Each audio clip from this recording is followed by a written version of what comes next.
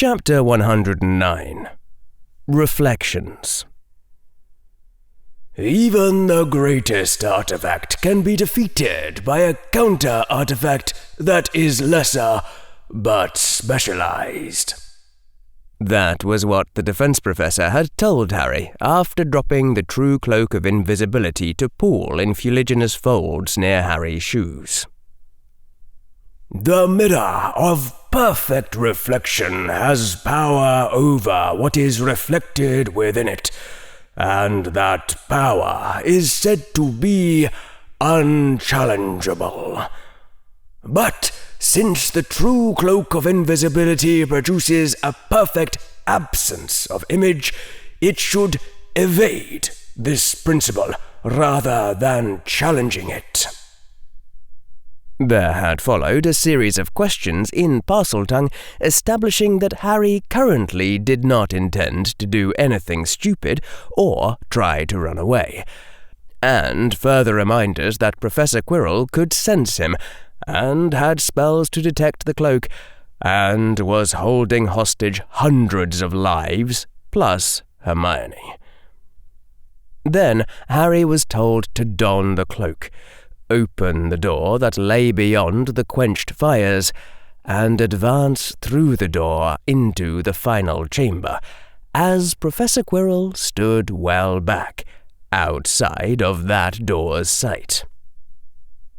The last chamber was illuminated in lights of soft gold, and the stone walls were of gentle white and faced with marble. In the center of the room stood a simple and unornamented golden frame, and within the frame was a portal to another gold-illuminated room, beyond whose door which lay another potions chamber. That was what Harry's brain told him. The mirror's transformation of light was so perfect that conscious thought was required to deduce that the room inside the frame was only a reflection rather than a portal, though it might have been easier to intuit if Harry hadn't been invisible just then. The mirror did not touch the ground. The golden frame had no feet. It didn't look like it was hovering. It looked like it was fixed in place, more solid and more motionless than the walls themselves, like it was nailed to the reference frame of the Earth's motion. "Is the mirror there? Is it moving?" came Professor Quirrell's commanding voice from the potions chamber. "Is there?" Harry hissed back. "Not moving." Again, tones of command rang forth. "Walk around to the back of the mirror." From behind, the golden frame appeared solid, showing no reflections, and Harry said so in Parseltongue. "Now take off your cloak," commanded Professor Quirrell's voice, still from within the potions room. "Report to me at once if the mirror moves to face you." Harry took off his cloak. The mirror remained nailed to its reference frame of Earth's motion, and Harry reported this. Shortly after, there came a hissing and seething, and a balefire phoenix melted through the marble wall behind Harry, the ambient light in the room taking on a red tinge as it entered. Professor Quirrell followed behind it, walking out of the new-made corridor that had been carved, his black formal robes unharmed by the red glowing molten surface beneath. "Well," Professor Quirrell said, "that is one possible trap averted. And now—" Professor Quirrell exhaled. "Now we will think of possible strategies for retrieving the stone from the mirror, and you will try them. For I prefer not to let my own image be reflected, I give you fair warning. This is the part that may prove tedious." "I take it this isn't a problem you can solve with fiend fire?" "Ha!" said Professor Quirrell, and gestured. The balefire phoenix moved forward in a rush of crimson terror, the red light casting writhing shadows on the remaining marble walls. Harry jumped back before he could think. The dreadful dark red blaze rushed past Professor Quirrell, surged into the golden back of the mirror, and disappeared as fast as it touched the gold. Then the fire was gone, and the room was tinged scarlet no more. There was no scratch upon the golden surface, no glow to mark the absorption of heat. The mirror had simply remained in place, untouched. Chills went down Harry's spine. If he'd been playing Dungeons & Dragons and the Dungeon Master had reported that result, Harry would have suspected a mental illusion and rolled to disbelieve. Upon the center of the golden back had appeared a sequence of runes in no known alphabet, black absences of light in small lines and curves, arranged in a level horizontal row. The thought occurred to Harry that some minor concealing illusion had been consumed in the fiendfire, a far lesser enchantment that had been added to prevent children from seeing those letters. "How old is this mirror?" Harry said in almost a whisper. "Nobody knows, Mr. Potter." The defense professor reached out his fingers towards the runes, a look of something like reverence on his face.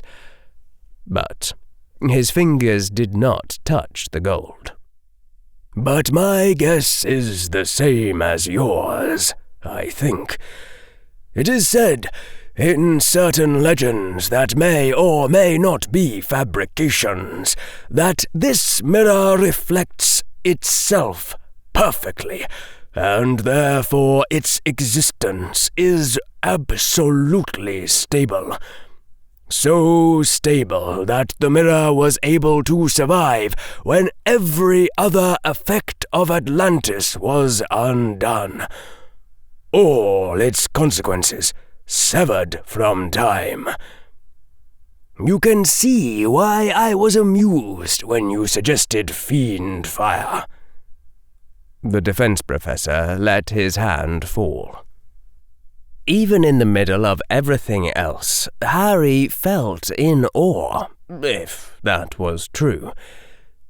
The golden frame gleamed no brighter than before, for all the revelation. But you could imagine it going back and back into a civilization that had been made to never be. "What does the mirror do exactly?" "An excellent question," said Professor Quirrell. "The answer is in the runes that are written upon the mirror's golden frame. Read them to me." "They're not in any alphabet I recognize. They look like randomly oriented chicken scratches drawn by Tolkien elves." "Read them anyway. Is not dangerous." "The runes say, Noitilov the telepatse, tener hokrui tu bekafroi tonwasi." Harry stopped, feeling more prickles at his spine. Harry knew what the rune for Noitilov meant. It meant Noitilov, and the next rune said to Datalo the Noitilov until it reached Patsy, then keep the part that was both Tener and Hock. That belief felt like knowledge, like he could have answered yes with confident authority if somebody asked him whether the Tonwoi was Roy or Beckafroy. It was just that when Harry tried to relate those concepts to any other concepts, he drew a blank. "Do you understand what words mean, boy?" "Don't think so." Professor Quirrell gave a soft exhalation, his eyes not leaving the golden frame. I had wondered if perhaps the words of false comprehension might be understandable to a student of Muggle science. Apparently not. "Maybe," Harry began. "Really, Ravenclaw?" said Slytherin. "You're pulling this now?" "Maybe I could try again to understand the words if I knew more about the mirror," said Harry's Ravenclaw part, which had assumed direct control. Professor Quirrell's lips quirked up. "As with most ancient things, scholars have written down enough lies that it is hard to be sure of anything by now. It is definite that the mirror is at least as old as Merlin, for it is known that Merlin used it as a tool. It is also known that after his death, Merlin left written instructions that the mirror did not need to be sealed away, despite it having certain powers that might normally cause one to worry. He wrote that, given how painstakingly the mirror had been crafted to not destroy the world, it would be easier to destroy the world using a lump of cheese." This statement struck Harry as not entirely reassuring. "Certain other facts about the mirror are attested by famous wizards who are reasonably skeptical, and whose word has otherwise proven reliable. The mirror's most characteristic power is to create alternate realms of existence, though these realms are only as large in size as what can be seen within the mirror. It is known that people and other objects can be stored therein. It is claimed by several authorities that the mirror alone of all magics possesses a true moral orientation, though I am not sure what that could mean in practical terms.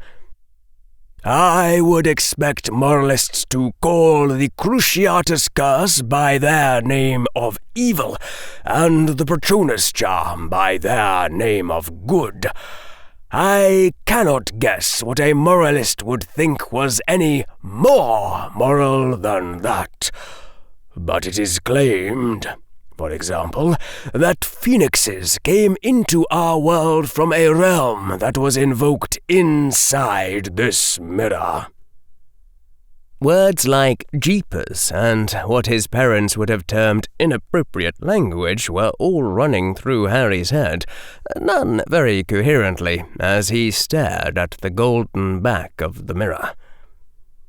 I have wandered the world and encountered many stories that are not often heard, said Professor Quirrell.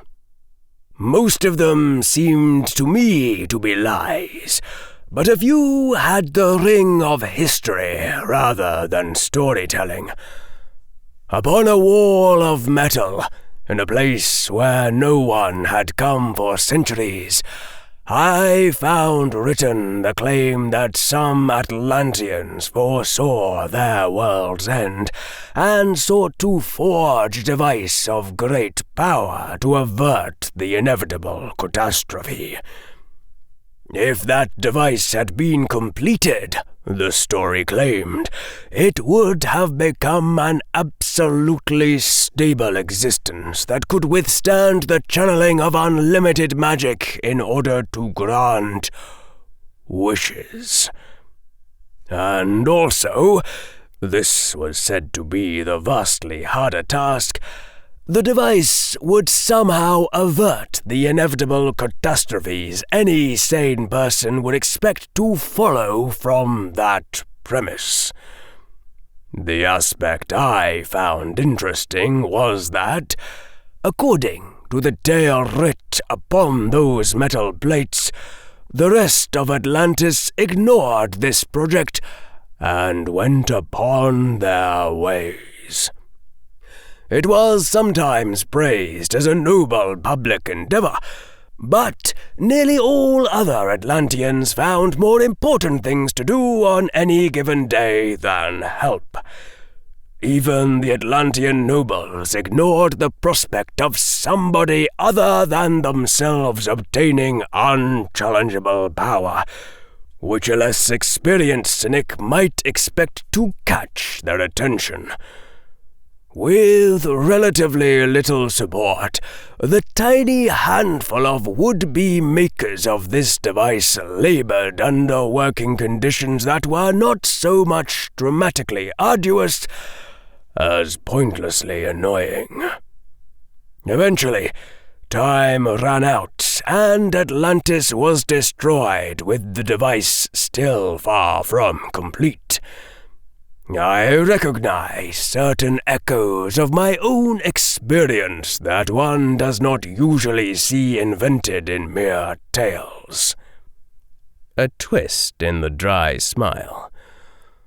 But perhaps that is merely my own preference for one tale among 100 other legends. You perceive, however, the echo of Merlin's statement about the mirror's creators shaping it to not destroy the world. Most importantly for our purposes, it may explain why the mirror would have the previously unknown capability that Dumbledore, or Perenelle, seems to have invoked, of showing any person who steps before it an illusion of a world in which one of their desires has been fulfilled. It is the sort of sensible precaution you can imagine someone building into a wish-granting creation meant to not go horribly wrong. "Wow," Harry whispered, and meant it. This was magic, with a capital M. The sort of magic that appeared in "So, you want to be a wizard?" Not just a collection of random, physics-violating things you could do with a wand. Professor Quirrell gestured at the golden bag. The final property upon which most tales agree is that whatever the unknown means of commanding the mirror, of that key, there are no plausible accounts. The mirror's instructions cannot be shaped to react to individual people, so it is not possible for Perenelle to command this mirror. Only give the stone to Perenelle. Dumbledore cannot state, only give the stone to one who wishes to give it to Nicholas Flamel. There is in the mirror a blindness such as philosophers have attributed to ideal justice. It must treat all who come before it by the same rule, whatever rule may be in force. Thus, there must be some rule for reaching the stone's hiding place which anyone can invoke. And now you see why you, called the boy who lived, shall implement whatever strategies the two of us devise. For it was said that this thing possesses a moral orientation, and it may have been given commands reflecting the same. I am well aware that on conventional terms you are said to be good, just as I am said to be evil." Professor Quirrell smiled rather darkly. So, as our first attempt, though not our last, rest assured, let us see what this mirror makes of your attempt to retrieve the stone in order to save the life of Hermione Granger and hundreds of your fellow students. And the first version of that plan, said Harry, who was beginning to finally understand. The one you invented on Friday in my first week of Hogwarts called for the stone to be retrieved by Dumbledore's golden child, the boy who lived, making a selfless and noble attempt to save the life of his dying defense teacher, Professor Quirrell. Of course, said Professor Quirrell. It was a poetical sort of plot, Harry supposed, but his appreciation of that elegance was being hampered by the surrounding circumstances. Then another thought occurred to Harry.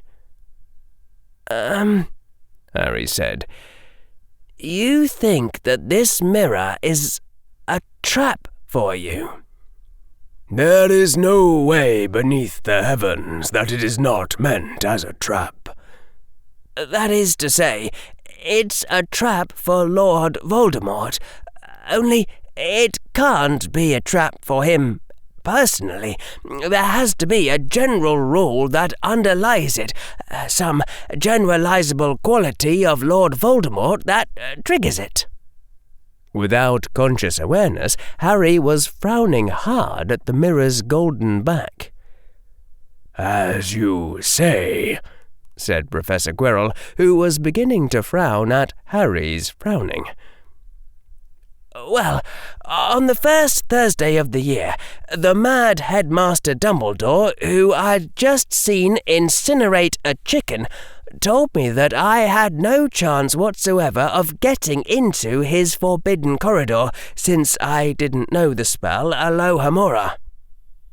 I see, said Professor Quirrell. Oh dear, I wish you had thought to mention this to me a good deal earlier. Neither of them needed to state aloud the obvious, that this bit of reverse psychology had successfully ensured that Harry would stay the heck away from Dumbledore's forbidden corridor. Harry was still concentrating. Do you think Dumbledore suspects that I am, in his terms, a Horcrux of Lord Voldemort? Or, more generally, that some aspects of my personality were copied off Lord Voldemort? Even as Harry asked this aloud, he realized what a dumb question it was, and how much completely blatant evidence he had already seen that Dumbledore cannot possibly have missed it, said Professor Quirrell. It is not exactly subtle. What else is Dumbledore to think? That you are an actor in a play whose stupid author has never met a real 11-year-old? Only a gibbering dullard would believe that. Never mind. The two of them stared at the mirror in silence. Finally, Professor Quirrell sighed. I have outwitted myself, I fear. Neither you nor I dare be reflected in this mirror. I suppose I must command Professor Sprout to undo my obliviations of Mr. Knott and Miss Greengrass. You see, the other great difficulty of the mirror is that the rule by which it treats those reflected will disregard external forces, such as false memories or a confundus charm. The mirror reflects only those forces arising from within the person themselves, the states of mind they arrive at through their own choices. So it is said, in several places. That is why I had Mr. Knott and Miss Greengrass believing different stories about why the stone's extraction was necessary, ready to appear before this mirror." Professor Quirrell rubbed at the bridge of his nose. "I constructed other stories for other students, ready for me to set into motion with the chosen trigger. But as this day approached, I began to feel pessimistic about the project. Such as Knott and Greengrass still seem worth trying if we cannot think of something better. But I wonder if Dumbledore has tried to construct this puzzle to specifically resist Voldemort's cunning. I wonder if he might have succeeded.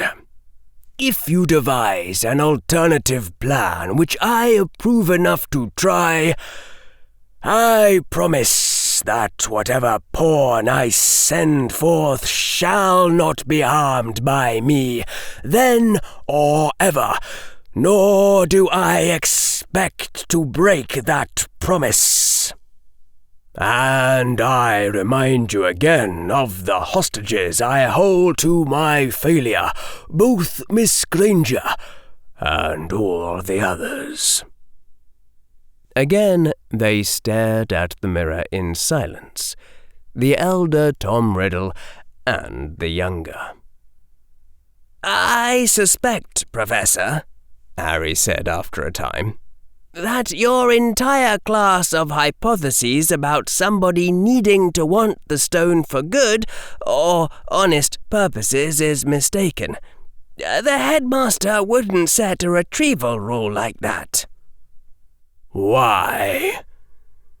"Because Dumbledore knows how easy it is to end up believing that you're doing the right thing when you're actually not. It'd be the first possibility he imagined." "Is it truth or trickery that I hear?" "I'm being honest," Harry said. Professor Quirrell nodded. "Then your point is well taken." "I'm not sure why you think this puzzle is solvable," Harry said. "Just set a rule like your left hand must hold a small blue pyramid and 2 large red pyramids, and your right hand must be squeezing mayonnaise onto a hamster." "No," Professor Quirrell said. "No, I think not. The legends are unclear on what rules can be given, but I think it must have something to do with the mirror's original intended use. It must have something to do with the deep desires and wishes arising from within the person. Squeezing mayonnaise onto a hamster will not qualify as that for most people." Harry said. "Maybe the rule is that the person has to not want to use the stone at all. No, that's too easy. The story you gave Mr. Knott solves it." "In some ways you may understand Dumbledore better than I," said Professor Quirrell. "So now I ask you this. How would Dumbledore use his notion of the acceptance of death to guard this stone? For that, above all, he thinks I cannot comprehend, and he is not far wrong." Harry thought about this for a while, considering several ideas and discarding them, and then, having thought of something, Harry considered remaining silent, before mapping out the obvious part of the future conversation where Professor Quirrell asked him to say in Parseltongue if he'd thought of something. Reluctantly, Harry spoke. Would Dumbledore think that this mirror could reach the afterlife? Could he put the stone into something that he thinks is an afterlife, so that only people who believe in an afterlife can see it? Professor Quirrell said. Possibly. Yes, there is a certain plausibility to it. Using this setting of the mirror to show people their heart's desires, Albus Dumbledore would see himself reunited with his family. He would see himself united with them in death, wanting to die himself rather than wishing for them to be returned to life. His brother Aberforth, his sister Ariana, his parents Kendra and Percival. It would be Aberforth to whom Dumbledore gave the stone, I think. Would the mirror recognize that Aberforth particularly had been given the stone? Or will any person's dead relative do, if that person believes their relative's spirit would give them back the stone? Professor Quirrell was pacing in a short circle, keeping well away from Harry and the mirror as he moved. But all this is only one idea. Let us devise another. Harry began to tap his cheek, then stopped abruptly as he realized where he'd picked up that gesture. What if Perenelle is the one who put the stone in here? Maybe she keyed the mirror to give the stone only to the person who put it in originally. Perenelle has lived this long by knowing her limitations, said Professor Quirrell. She does not overestimate her own intellect. She is not prideful. If that were so, she would have lost the stone long ago. Perenelle would not try to think of a good mirror rule herself, not when Master Flamel can leave the matter in Dumbledore's wiser hands. But the rule of only returning the stone to the one who remembers placing it also works if Dumbledore himself has placed the stone. It would be a hard rule to bypass, since I cannot simply confound someone into believing that they put in the stone. I would have to create a false stone and a false mirror and arrange the drama. Professor Quirrell was frowning now. But it is still something that Dumbledore would imagine Voldemort being able to arrange, given time.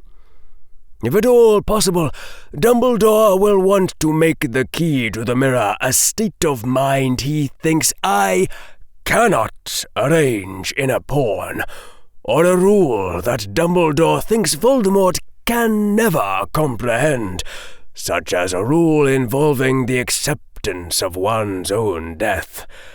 That is why I considered your previous idea plausible. Then Harry had an idea.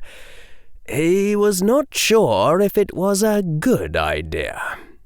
It wasn't like Harry had a lot of choice here. Arguendo, Harry said. We're not sure what's necessary to retrieve the stone, but a sufficient condition should involve Albus Dumbledore, or maybe someone else, in a state of mind where they believe that the Dark Lord has been defeated, that the threat is over, and that it is time to take out the stone and give it back to Nicholas Flamel. We aren't sure which part of that person's state of mind, let's say Dumbledore's, will be the necessary part that he thinks Lord Voldemort can't understand or duplicate. But under those conditions, Dumbledore's entire state of mind will be sufficient." "Reasonable," said Professor Quirrell. "So?" "The corresponding strategy," Harry said carefully, "is to mimic Dumbledore's state of mind under those conditions in as much detail as possible, while standing in front of the mirror. And this state of mind must have been produced by internal forces, not external ones." "But how are we to get that without legilimency or the confundus charm, both of which would certainly be external?" "Ah, I see." Professor Quirrell's ice-pale eyes were suddenly piercing. "You suggest that I confund myself as you cast that hex upon yourself during your first day in battle magic, so that it is an internal force and not an external one, a state of mind that comes about through only my own choices. Say to me whether you have made this suggestion with the intention of trapping me, boy. Say it to me in parcel tongue." "My mind that you asked to devise strategy may perhaps have been influenced by such an intent. Who knows? Knew you would be suspicious. Ask this very question. Decision is up to you, teacher. I know nothing you do not know about whether this is likely to trap you. Do not call it betrayal by me if you choose this yourself and it fails." Harry felt a strong impulse to smile and suppressed it. "Lovely," said Professor Quirrell, who was smiling. "I suppose that there are some threats from an inventive mind that even questioning in parcel tongue cannot neutralize." Harry put on the cloak of invisibility at Professor Quirrell's orders to stop the man who shall believe himself to be schoolmaster from seeing you, as Professor Quirrell said in Parseltongue. "Wearing the cloak or no, you will stand in range of the mirror yourself," Professor Quirrell said.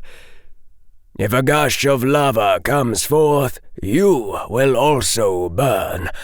I feel that much symmetry should apply." Professor Quirrell pointed to a spot near the right of the door through which they'd entered the room, before the mirror and well back of it.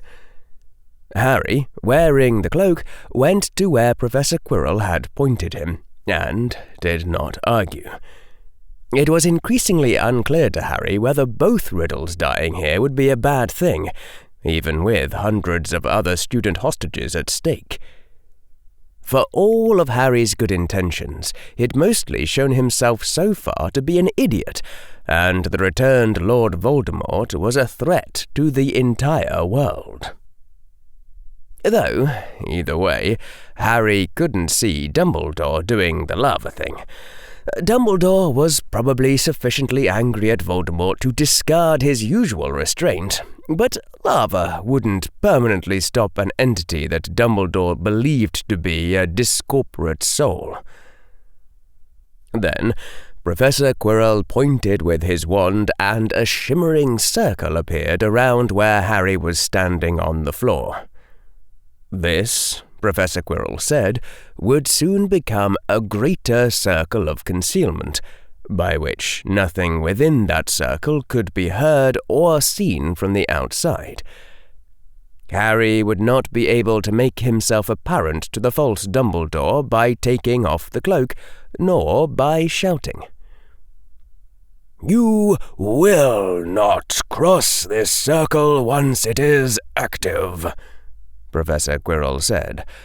"That would cause you to touch my magic, and while confounded I might not remember how to halt the resonance that would destroy us both. And further, since I do not want you throwing shoes—" Professor Quirrell made another gesture, and just within the greater circle of concealment, a slight shimmer appeared in the air, a globe-shaped distortion. "This barrier will explode if touched by you or other material thing. The resonance might lash at me afterward, but you would also be dead. Now tell me in Parseltongue that you do not intend to cross this circle, or take off your cloak, or do anything at all impulsive or stupid. Tell me you will wait quietly here under the cloak until this is over." This Harry repeated back. Then Professor Quirrell's robes became black, tinged with gold, such robes as Dumbledore might wear upon a formal occasion, and Professor Quirrell pointed his own wand at his head. Professor Quirrell stayed motionless for a long time, still holding his wand to his head. His eyes were closed in concentration. And then Professor Quirrell said, "Confound us." At once, the expression of the man standing there changed. He blinked a few times as though confused, lowering his wand. A deep weariness spread over the face Professor Quirrell had worn. Without any visible change, his eyes seemed older, the few lines in his face calling attention to themselves. His lips were set in a sad smile. Without any hurry, the man quietly walked over to the mirror, as though he had all the time in the world. He crossed into the mirror's range of reflection, without anything happening, and stared into the surface. What the man might be seeing there, Harry could not tell. To Harry, it seemed that the flat, perfect surface still reflected the room behind it, like a portal to another place. "Ariana," breathed the man. "Mother, father, and you, my brother, it is done." The man stood still, as if listening. "Yes, done," the man said. "Voldemort came before this mirror, and was trapped by Merlin's method. He is only one more sealed horror now." Again, the listening stillness. "I would that I could obey you, my brother, but it is better this way." The man bowed his head. "He is denied his death forever. That vengeance is terrible enough." Harry felt a twinge watching this, a sense that this was not what Dumbledore would have said. It seemed more like a straw man, a shallow stereotype. But then this wasn't the real Aberforth spirit either. This was who Professor Quirrell imagined Dumbledore imagined Aberforth was, and that doubly reflected image of Aberforth wouldn't notice anything amiss. "It is time to give back the Philosopher's Stone," said the man who thought he was Dumbledore. "It must go back into Master Flamel's keeping now." Listening stillness. "No," said the man.